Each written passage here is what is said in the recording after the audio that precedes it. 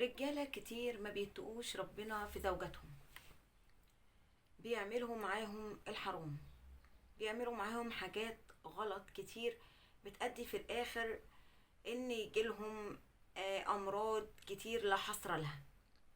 ستات كتير بتكون مظلومة مع زوجها وما بتقدرش تتكلم، وكل اللي عليها إن هي ترضيه وتوافقه علشان المركب تمشي، علشان الحياة تمشي.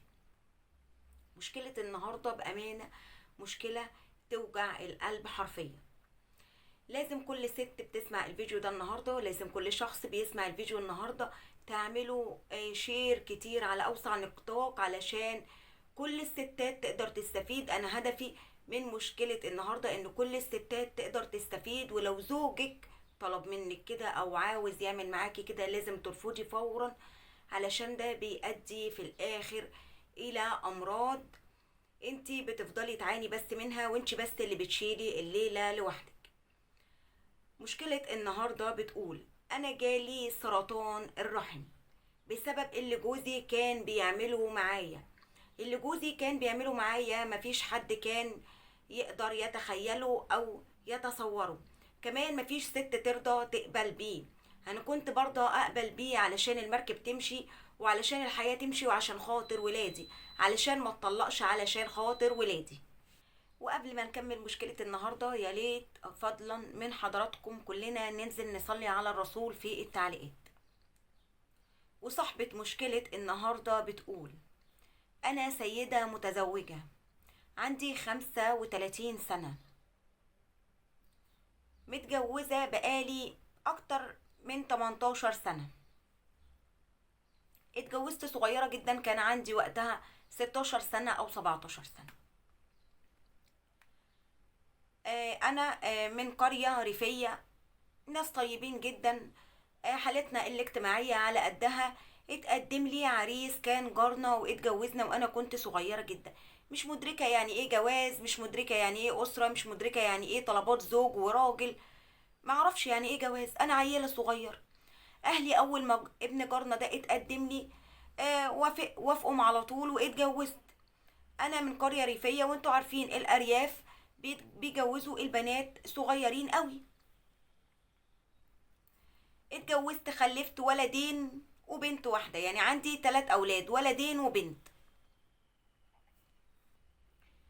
زوجي كان على قد حاله، حالته الاجتماعية يعني مش أحسن حاجة، من نفس الوسط الاجتماعي بتاعنا. اتجوزنا بعد كام سنة كده، الظروف المادية ما كانتش أحسن حاجة، فقال لي ايه رأيك أطلع أي دولة عربية أشتغل، وانتي تهتمي وتخلي بالك من الولاد وتخلي بالك منهم وتربيهم كويس وتعلميهم كويس، وانا ايه هنزل كده كل سنه ولا كل سنتين اجازات ليكم، وهبعت لك مصاريف عشان نوفر لعيالنا حياه كويسه كريمه. انت عارفه الضغوط، مفيش شغل دلوقتي، والشغل مرتباته قليله، على لازم انا وانتي نضحي علشان خاطر ولادنا عشان نوفر لهم حياه كريمه. قلت له خلاص مفيش مشكله، اتوكل على الله، وان شاء الله باذن الله انا هكون ظهر وسند ودعم ليك، وخليها على الله، وربنا يجيبك لينا بالسلامه ويرزقك برزقنا. بالفعل جوزي كان عنده ابن عمه في بلد ما في دوله عربيه، طلب منه ان هو يشوف له فيزا، وشاف له فيزا وبالفعل سافر. زوجي اتغرب اول مره، اشتغل هناك 4 سنين، ما نزلش غير بعد 4 سنين. كان كل شهر يتصل بيا، يبعت لي المصروف، اروح ال البنك اسحب الفلوس. انا بقى ست وراجل، اشوف بقى ورايا ايه، ادفع الفواتير، دروس الولاد، مدارس الولاد، وعايشه بقى. وكل يوم مثلا يكلمنا فيديو كول مره ولا مرتين، يطمن علينا اخباركم ايه، انا اسال عليه بالتليفون، يعني بيبشر حياتنا بالتليفون، لكن هو مسافر. لقيته ابتدى في الغربة ان هو يتغير، طريقته معايا ما بقتش احسن حاجة، بقى يتنرفز طول الوقت، يتعصب على اتفه الاسباب، آه، احيانا يتصل احيانا ما يتصلش، اتصل بيه ما يردش عليا. انت ما ردتش عليا ليه؟ الولاد مثلا كانوا عايزين يكلموك، انا مش فاضي، انا مخنوق، انا زهقان، انا قرفان، انا تعبان. اقول لهم خلاص يا ولاد معلش بابا تعبان اعذروه. بعد 4 سنوات نزل اجازة. نزل اجازة. طبعا انا كنت مبسوطة جدا والولاد مبسوطين جدا، ابوهم بقى ورجع لهم بعد 4 سنين. طبعا الفيديو كول يا جماعة انتوا عارفين مش بيغني طبعا عن ان الاب يبقى موجود في وسط اولاده. بالفعل عدى معانا، كان واخد اجازة شهرين. بامانة كانوا اسوأ شهرين في حياتي مروا عليا. لقيت جوزي متغير جدا، مش نفس طريقته في العلاقة الخاصة معايا، مش نفس تصرفاته في البيت معايا، مش نفس تفكيره، مش نفس افكاره، مش نفس حاجات جديدة جدا انا بلاحظها لأول مرة. ده مش جوزي اللي انا متجوزاه، ده مش الراجل اللي انا اعرفه. ابتدى يطلب مني طلبات غريبة جدا في العلاقة الخاصة، يتصرف معايا ويعمل معايا تصرفات غريبة جدا، حاجات حرام. مفيش اي واحدة تقبل بيها، مفيش اي واحدة ترضى بيها. ابتدى كمان ان هو يجيب لي مقاطع او افلام اباحية ويفرجني عليها، ويطلب مني ان انا اعمل زي ده معاه، زي الافلام دي معاه. فانا انا ساذجه جدا، ماليش اي تجارب. انا طلعت من بيت ابويا على بيته. اول راجل هو لمسني، اول راجل حبيته، اول راجل عملت معاه علاقه خاصه.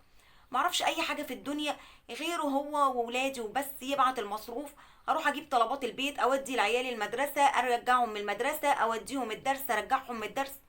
حياتي مقتصره على ولادي وبيتي وجوزي وبس. انا حتى الموبايل هو اللي علمني وبعت لي موبايل من بره وهو مسافر.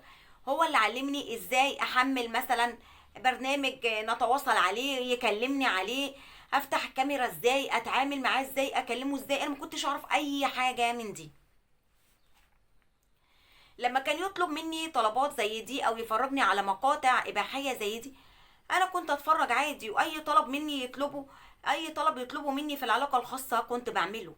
ما كنتش اعرف ان المكان ده حلال او المكان ده حرام، ان التصرف ده حلال او التصرف ده حرام، اللي المشاهد اللي احنا بنشوفها دي حلال ولا حرام، اللي احنا بنعمله في العلاقه الخاصه ده حلال ولا حرام. ما كنتش اعرف اي حاجه من دي خالص. انتوا عارفين ان انا من منطقه ريفيه، ما كانش ليا كلام حتى مع ماما ولا اختي في العلاقه الخاصه، او اقول لهم جوزي بيعمل معايا كده او بيطلب مني كده. انا كنت بتحرج جدا وخجوله جدا.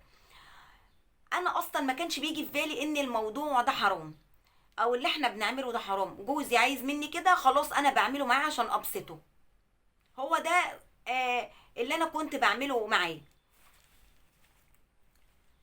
عدى الشهرين الاجازه بتاعت جوزي، ورجع تاني سافر البلد اللي هو مغترب فيها. وبعد كده كان برضو بيتواصل معانا ويبعت لي مصروف عادي، بس التواصل كان قليل جدا. يعني ممكن يكلمني كل اسبوع، كل اسبوعين، كل 10 ايام. بعد كده بقى كل شهر يتصل بيا يقول لي انا بعتلك الحواله على البنك، روحي اصرفي الحواله. الكلام كان قليل جدا. ارن عليه ما يردش، انا مش فاضي، انا تعبان، انا برجع من الشغل تعبان. الصراحة أنا كنت مستغربة جدا. في الأول كنت يعني بقدم له أعذار وأقول تعبان، مضغوط، شقيان، متغرب، إحنا بعيد أنا بعيد عنه، ولاده بعيد عنه، الله يكون في عونه. بس بعد كده لقيت الموضوع بقى أوفر قوي. الموضوع بقى على غير العادة. حتى ما بتسألش على ولادك، يعني كل شهر بيسأل على ولاده مرة. ابتدى بقى يطلب مني يكلمني ويطلب مني ان انا بقى ايه، مثلا امارس معاه علاقه خاصه على الفيديو كول، على الكاميرا امارس معاه علاقه خاصه، اخلع ملابسي واعمل معاه العلاقه الخاصه دي على الكاميرا، يفتح لي مقاطع وعايزني اعمل معاه كده. يعني انا في الفيديو اعمل كده وهو كمان من خلال الفيديو يعمل كده. طبعا انا مش قادره اوضح اكتر من كده، يا ريت حضراتكم تفهموني. كل ده على الكام. حسيت ان في حاجة غلط. يعني قلت له يعني طب خليك لما ترجع بالسلامة نبقى براحتنا اكتر. لا انت تسمعي الكلام، انت لو ما عملتيش كده انا هطلقك، انا هتجوز عليكي، انا مش هجيلك تاني، وكلام كده. انا كل ده معرفش ان الموضوع غلط، بس اللي انا اعرفه اللي ما ينفعش نعمل ده على الكاميرا. يعني مش ببقى مرتاحة حتى لما ابقى معاه، بيبقى فيه اريحية اكتر. بحب وشغف ورومانسيه اكتر، ده جوزي. بس بيبقى في فرق لما ابقى في حضنه، لكن في فرق طبعا من ورا الكاميرا والكلام ده، انا ما كنتش ببقى مرتاحه للكلام ده. بيكون رد فعله انا هطلقك، انا مش عايزك، انا هتجوز عليكي، انا مش هرجع لك تاني. فكنت بوافق واقول ماشي علشان خاطر ولادك، عشان خاطر البيت ما يخربش. لحد ما جه في يوم من الايام قال لي انا بصفي ونازل، انا الكفيل استغنى عني وخلاص، ما بقاش فيه شغل دلوقتي ومش لاقي شغل هناك وانا هنزل. قلت له خلاص تمام انزل. نزل. نزل من السفر، كان معاه شوية فلوس، قعد اتصرفت الفلوس وخلصت الفلوس، ابتدى يدور على شغل في نفس البلد اللي احنا موجودين فيها. اثناء العلاقة الخاصة بقيت الاقي بقى الموضوع اتطور خالص، الاشكال بتختلف اكتر، الطلبات بتزيد اكتر وبتختلف بشكل اكتر. في يوم من الايام، وانا برضو كنت بوافق ما بقولوش لا، في يوم من الايام لقيت نفسي تعبانة قوي، عندي نزيف باستمرار، تعبانة، عندي عليا دم باستمرار، مش عارفة ايه سبب النزيف ده. فجيت اتكلمت معاه، قال لي خلاص روحي للدكتورة اكشفي، ممكن يكون عندك لخبطة في الحيض، يعني في العادة الشهرية او اي حاجة من دي، روحي واكشفي. اخدت بعضي ورحت وكشفت. كانت المفاجأة الكبيرة والمصيبة الكبيرة، الكارثة اللي محدش يتخيلها. الدكتورة طلبت مني شوية تحاليل وفحوصات وإشاعات، قالت لي وهننتظر النتائج. جيت يوم ما طلعت النتيجة رحت للدكتورة، أخدت التقارير ورحت بيها للدكتورة. راحت قالت لي للأسف أنت عندك سرطان في الرحم. أنا قلت لكم اللي أنا يعني مش متعلمة، أنا أسمع إن السرطان ده مرض وحش جدا، لكن أنا معرفش عواقبه إيه، معرفش. وحددت لي، قالت لي انت لازم تاخدي علاج كيماوي وتمشي على جرعات كيماوي وتاخدي علاج، وعطتني علاج وبدأت في العلاج بسرعة. قالت لي ايه الوضع حرج جدا، وهو في السرطان ده في الرحم في مرحلة متأخرة جدا، ولازم نبدأ بجرعات الكيماوي بأسرع وقت. وخلصت لي بأمانة، كانت الدكتورة كويسة جدا، وخلصت لي الأوراق وعطتني العلاج وبدأت جلسات الكيماوي وتعبت جدا. فجيت سألت، بسأل بقى اخواتي واهلي ده بيجي من ايه. راح قالوا لي في ناس قالوا لي ان هو بيجي من العلاقة الخاصة، من الحاجات الغلط اللي الزوج بيعملها مع زوجته، يعني مثلا معاشرة في الدبر، اللي هو المعاشرة من الخلف، بيعملوا نفس التصرفات، القرف بتاع الاجانب والتصرفات بتاعت الاجانب. فانا من الاخر كده عرفت ان السرطان في الرحم جالي بسبب اللي عمله معايا زوجي، بسبب العلاقة الخاصة بالطريقة الغلط اللي كان بيعملها معايا زوجي. اتصدمت، مسكت فيه، اتعاركت معاه. انت ازاي كنت بتعمل معايا كده؟ انت مش عارف ان ده حرام؟ انا ما كنتش اعرف ان ده حرام. يعني انت راجل وسافرت بره وعقلك بقى، تفكيرك بقى طبعا واعي اكتر ومدرك اكتر وشفت ناس اكتر واتعلمت اكتر، لكن انا محدودة، البيت والاولاد بس، ماليش اي اختلاط، ماليش اي يعني ولا بقرأ ولا مثلا بتثقف ولا عندي اي معلومات ولا عندي اي خبرة في الحياة. انت اخدتني من بيت ابويا على بيتك، انا ما عنديش اي خبرة، انت ازاي تعمل معايا كده؟ انت ازاي انت ما تعرفش ان ده حرام؟ كان ردوا عليا احنا بنغير، احنا بننبسط، انت ايه اللي بتقوليه ده جهل، ده ملوش علاقة، سرطان الرحم ملوش علاقة باللي احنا كنا بنعمله. حالتي النفسية سيئة جدا جدا جدا. انتوا عارفين يعني ايه سرطان؟ كل يوم تعبي بيزيد، باخد جرعة الكيماوي برجع بتمنى الموت لنفسي حرفيا. ما بقتش قادرة اخدم ولادي ولا على طلبات ولادي ولا اشوف ولادي ولا اهتم بولادي ولا بمذاكرتهم ولا بدروسهم. بتمنى لنفسي الموت كل لحظة، تعبانة جدا. السرطان اللي عندي في مرحلة متأخرة جدا. بستجيب للعلاج الكيماوي ببطء شديد، تعبانة قوي. بصراحة بيني وبينكم أنا صدقته إن الكلام ده مش حرام وملوش علاقة، وملوش علاقة بالسرطان، وصدقته علشان أنا ما عنديش خبرة. في مرة كنت ماسكة التليفون ودخلت كده لقيت فيديو شيخ كده، كأن ربنا بعت لي الشيخ ده إشارة أو علامة بتقول لي ان ده السبب، او ده او ما تعمليش كده تاني، ده كان السبب في سرطان الرحم عندك. لقيت شيخ بيقول ان العلاقة الخاصة دي في حاجات فيها حلال وفي حاجات فيها حرام، في حاجات ينفع نعملها وفي حاجات ما ينفعش نعملها، زي مشاهدة الافلام الاباحية اللي هي مقاطع القبيحة، زي مثلا المعاشرة من الدبر او من الخلف للزوجة. وقعد يذكر شوية حاجات. قعدت كده مع نفسي، كل اللي قاله الشيخ ده جوزي كان بيعمله معايا حرفيا في العلاقة الخاصة.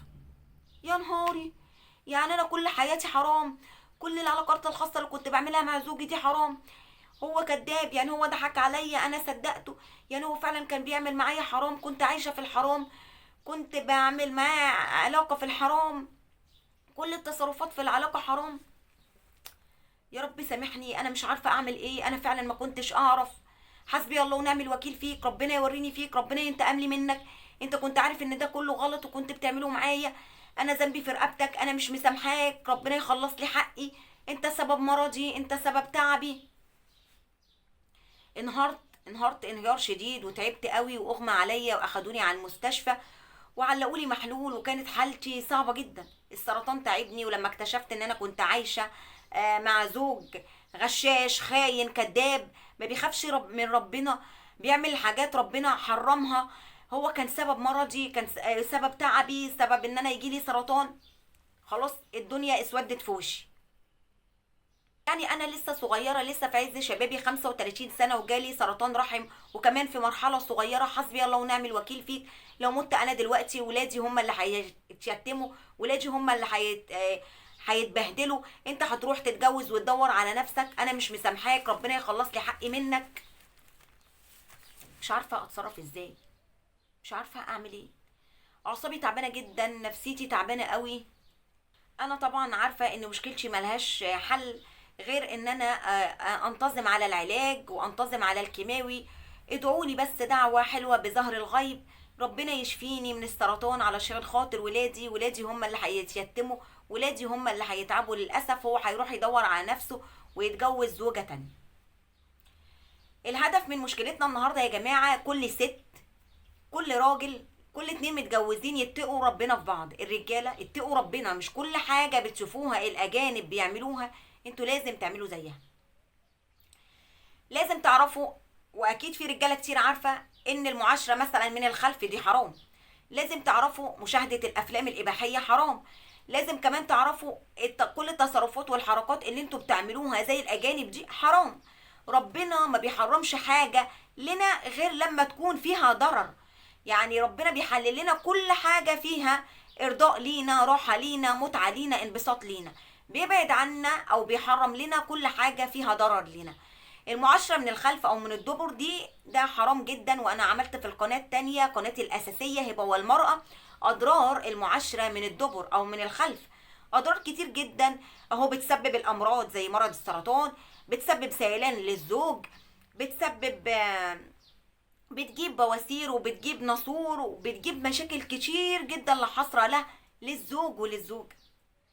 ربنا عمل لكم وعطاكم واشار لكم على مكان وقال لكم المكان ده هتستمتعوا منه، ليه بتدوروا على ناحية تانية؟ ليه بتعملوا كده؟ كمان كلمتين موجهين لكل زوجة، موجهين لكل بنت مقبلة على الجواز، موجهين لكل حد بيسمع ويشوف الفيديو ده. مفيش ست تسمع كلام جوزها في حاجة غلط. لا طاعة لمخلوق في معصية الخالق. جوزك قالك تعالي نمارس علاقة من الخلف، لا ده حرام. هطلقك، لا طلقني غرفة داهية. يعني انت علشان تطلقني انا اغضب ربنا؟ لا. انت لو هتطلقني عشان السبب ده، خلاص يبقى انت شخص مش كويس، وربنا شايف ان انا خساره فيك وبيبعدك عني وهيرزقني ويعوضني بزوج تاني افضل منك. مفيش حاجه اسمها انا وافق علشان خاطر ولادي، مفيش حاجه اسمها انا وافق عشان خاطر بيتي ما يتخربش، لا. لا طاعه لمخلوق في معصيه الخالق. لازم كل ست تعرف ان المعاشره من الخلف حرام، ان مشاهده الافلام الاباحيه حرام. اي طلب يطلبه منك جوزك غير اللي حلله ربنا اللي كلنا عارفينه بالفطره ده حرام. الآية ارجعوا للقرآن، الآية واضحة وصريحة جدا، وأنا مش عايزة أفسر أو أشرح أكتر من كده. ادعوا بس للست دي بظهر الغيب، بدعوة حلوة بظهر الغيب، ربنا يشفيها عاجل غير آجل ويزيد لها في الشفاء، علشان خاطر ولادها وعلشان خاطر شبابها، وهي فعلا مظلومة، هي ما كانتش تعرف اي حاجة عن الموضوع ده. وحسبي الله ونعم الوكيل في زوجها فعلا، علشان هو كان السبب في ده، كان عارف كويس جدا ان ده حرام، كل التصرفات اللي بيتصرفها دي حرام. وربنا ان شاء الله باذن الله يقتص لها حقها منه ويتم لها بالشفاء العاجل. اللهم امين. ويشفي كل مريض سرطان ويشفي كل مريض، اللهم امين. من فضلكم كل الناس اللي بتسمعني وتشوفني هنا، انزلوا ادعوا لها دعوة حلوة في التعليقات، ولكم بالمثل، بيقولوا دعوة غريب مستجابة. ادعوا لها ربنا يتم شفاها على خير، ولكم بالمثل. يكفيني ويكفيكم شر فواجع الاقدار، ويكفيني ويكفيكم شر المرض. ما تنسوش من فضلكم تعملوا لايك للفيديو، وتاخدوا الفيديو ده شير على اوسع نطاق، علشان اكبر قدر يقدر يستفيد. الفيديو ده فيه توعية كتيرة جدا، اكتر ما انه مشكلة يعني، فيه توعية وافادة كتير جدا لكل البنات المقبلة على الزواج، كل السيدات المتزوجات، كل كمان الرجاله المتجوزه لازم تاخدوا بالكم منها، من الحاجات دي. مفيش راجل ما يعرفش، حتى اللي ما يعرفش لازم يعرف. الفيديو ده بيفهم كل ست وكل راجل ان ده حرام وان ده غلط. ما تنسوش من فضلكم تشتركوا في القناه لو لسه ما اشتركتوش، وتفعلوا الجرس على الكل او قول عشان يوصلكم كل الفيديوهات وتقدروا تستفيدوا منها، وتعملوا لايك وشير كتير على اوسع نطاق. اشوفكم فيديوهات تانية باذن الله، والسلام عليكم ورحمه الله وبركاته.